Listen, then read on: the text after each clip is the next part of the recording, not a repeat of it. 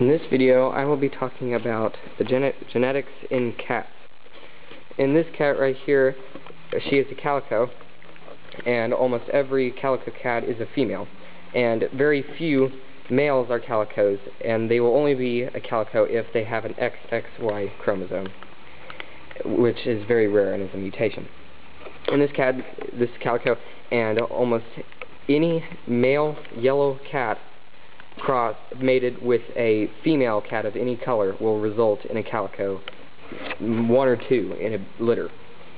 This cat's mother could have been black, gray, white. It could have been any color, but the male had to have been yellow to get this a calico. This cat right here, probably her parents could have been any color. Same with this one right over here. But the calico cat is very rare, is kind of a myth to figure out what gets a calico cat, but the most common answer is a male yellow cat crossed with any color female cat.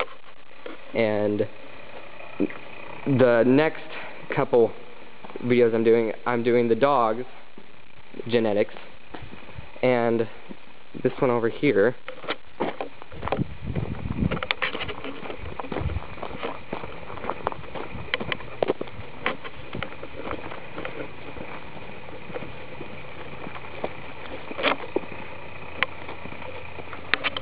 this dog right here, this is Jack, and his fur is soft and he has pointed ears.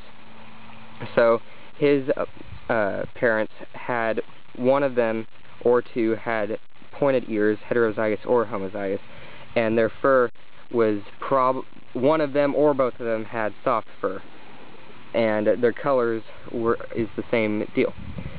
A dog with frizzy hair their parents will be the same way, with either both of them having heterozygous for frizzy hair or one of them having it. And then the same with ears. If they have droopy ears, that is either the dominant for their breed or recessive, and the parents have to have the same gene combinations to get the traits of the dog.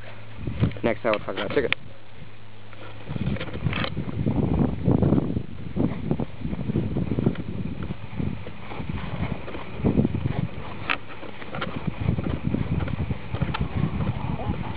In these chickens, there are some with copper around their necks.